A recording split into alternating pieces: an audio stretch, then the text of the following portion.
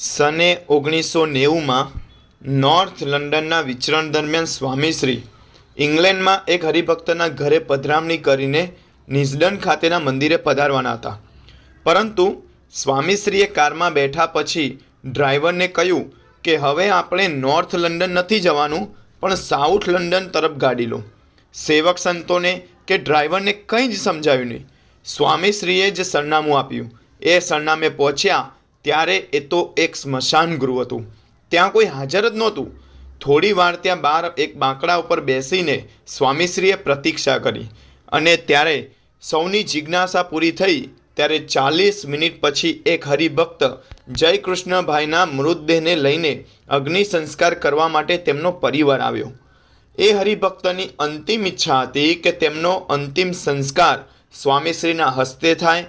એ હરિભક્તનું શરીર લઈને પરિવારે આવ્યો ત્યારે સાથી સંતો અને હરિભક્તોને ખબર પડી કે થોડા દિવસ પૂર્વે માંદગીના બિછાનેથી પહેલા ભાઈએ સ્વામીશ્રીને ફોન કરીને વિનંતી કરી હતી કે સ્વામી, આપ વચન આપો કે તમે અંતકાળે તેડવા આવશો અને મારા અગ્નિ સંસ્કારમાં તમે હાજર રહેશો.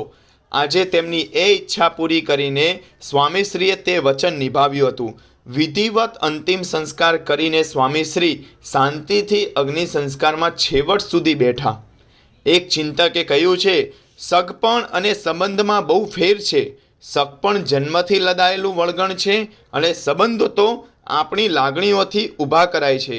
સંબંધો બાંધવા અને કડવાશ, ખારાશ, ખટાશ વગેરે લાંબા સમય સુધી તે ટકાવી રાખવા એ બહુ જ ઊંચી સમજણ માંગી લે છે. સંબંધો એમનેમ નથી સચવાતા, તેને કાળજીપૂર્વક સાચવવા પડે છે. સ્વભાવવશ આપણા સંબંધોની અંદર ક્યારેક ખટરાક થઈ આવે એ સ્વાભાવિક છે, પણ તેવા પ્રસંગે આપણે આપણી ભૂલ સ્વીકારી લઈએ અને સામેવાળાને નમી દઈએ તેના માટે ઊંચી સમજણની જરૂર પડતી હોય છે. સ્વામીશ્રીનું જીવન આપણા માટે એટલે આદર્શ છે કે તેઓ સ્વભાવવશ કોઈ ભૂલ કરતા નથી, છતાં પણ પોતાના માથે ભૂલ સ્વીકારી લઈને સામેવાળાને નમી શકે છે, તેની માફી માંગી શકે છે. સ્વામીશ્રી માટે સમગ્ર વિશ્વ એક કુટુંબ છે. તેથી આ વિશ્વની કોઈ પણ વ્યક્તિને પોતાની માનીને સ્વામીશ્રી તેની માફી માંગી શકે છે. સને 1987માં પ્રમુખ સ્વામી મહારાજ 450 સંતો અને હરિભક્તો સાથે ઉત્તરાખંડની યાત્રાએ પધાર્યા હતા. એ વખતે લંડનના એક અજાણ્યા ભાઈએ પણ આ જ સમયગાળા દરમિયાન ઉત્તરાખંડની યાત્રાનું આયોજન કરેલું. પરંતુ એ સમયે સ્વામીશ્રી સાથેના સંતો ભક્તો બધે જ હોવાથી ઉતારાઓમાં એ ભાઈને થોડી અગવડ વેઠવી પડી. તેથી કંટાળેલા આ ભાઈએ લંડન પહોંચીને પત્રમાં બળાપો ઠાલવતા સ્વામીશ્રીને લખ્યું કે તમારે તમારી યાત્રાનો વિચાર બીજાનો વિચાર કરીને કરવો જોઈએ. આ પત્ર વાંચીને પોતાનો કોઈ વાંક ન હોવા છતાં સ્વામીશ્રીએ તેમની માફી માંગી. એકવાર અમેરિકામાં ન્યૂયોર્કમાં સ્વામીશ્રી ભોજન કરી રહ્યા હતા. તે દરમિયાન યોગી નામનો બાળક મુખપાટ રજૂ કરી રહ્યો હતો. એવામાં એક કામ પ્રસંગે સ્વામીશ્રી કોઈ સંત સાથે વાત કરવા લાગ્યા. આ પ્રસંગે યોગીને થયું કે સ્વામીશ્રી મારી રજૂઆત સાંભળતા નથી, એટલે તે શાંત થઈ ગયો. હવે પૂરી થઈ એટલે તરત જ સ્વામીશ્રીએ પૂછ્યું કે કેમ ગાતો નથી યોગી? તો યોગીએ કહ્યું કે મારી વાત કોઈ સાંભળતું તો છે નહીં, તો મારે શું કામ ગાવું?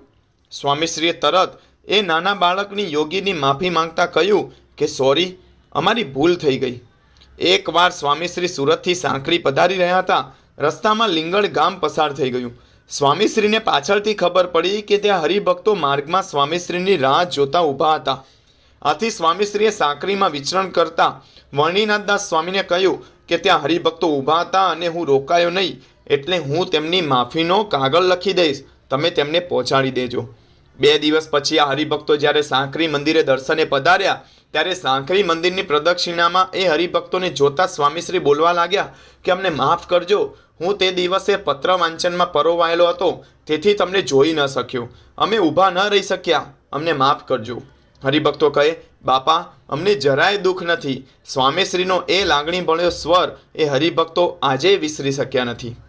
પ્રમુખ સ્વામી મહારાજે પોતાના જીવનમાં 7 લાખથી વધારે પત્રો વાંચ્યા છે અને તેના ઉત્તરો આપ્યા છે. આ સાબિતી છે કે તેમણે બધાને સાંભળ્યા છે અને નિસ્વાર્થ પ્રેમ આપવા પ્રયત્ન કર્યો છે. આજે મહંત સ્વામી મહારાજ પણ એવો જ નિસ્વાર્થ પ્રેમ વરસાવી રહ્યા છે. મહંત સ્વામી મહારાજ દરેકને સન્માન આદર આપે છે. નાનામાં નાના બાળકનો પણ મહિમાપૂર્વક ચરણ સ્પર્શ કરવામાં એમને કોઈ સંકોચ થતો નથી. 1982માં પ્રમુખ સ્વામી મહારાજ ભાવનગર બિરાજમાન હતા. તેમનો જન્મજયંતિ ઉત્સવ હતો. તેમના જન્મદિવસે જ તેઓ નાનામાં નાના સંતોને હાથ જોડીને પગે લાગ્યા અને પ્રાર્થના કરવા લાગ્યા. આજ તમે બધા પ્રાર્થના કરજો કે શાસ્ત્રીજી મહારાજ અને યોગીજી મહારાજની આ સંસ્થાની હું સેવા કરી શકું. પ્રમુખ સ્વામી મહારાજ અને મહંત સ્વામી મહારાજ જો એમના શિષ્યોને પણ પગે લાગી શકતા હોય તો જે મા બાપ દ્વારા આપણું અસ્તિત્વ છે તેમને આપણે પગે ન લાગી શકીએ? જો આટલું કરીશું તો પણ આપણું લાગણીનું બેંક એકાઉન્ટ ઘણું સમૃદ્ધ થઈ જશે. લાગણીના બેંક એકાઉન્ટને સમૃદ્ધ બનાવવાના 5 સોપાનો સ્વામીશ્રીના જીવનમાંથી આપણને શીખવા મળે છે. પહેલું છે, આપણે જે વ્યક્તિઓના સંબંધમાં છીએ તેમની નાની નાની બાબતોની કાળજી લેવી. બીજું, વચન આપવા અને નિભાવવા. ત્રીજું, ભૂલ સ્વીકારવી અને માફી માંગવી. ચોથું, શાંતિથી તેમને સાંભળવા. અને પાંચમું, તેમને નમી દેવું. આ તમામ બાબતો ગુણાતીત સત્પુરુષના જીવનમાં સહેજે જ દેખાય છે. એ માર્ગ પર ચાલવા માટે છે. ઘર સભા અને સત્સંગ. નિયમિત ઘર સભા અને સત્સંગ કરીશું તો સ્વામીશ્રીના ચિંધેલા પંથે આપણે સૌ સારી રીતે ચાલી શકીશું અને પરિવારમાં સુખ શાંતિની અનુભૂતિ છવાયેલી રહેશે. જય સ્વામિનારાયણ.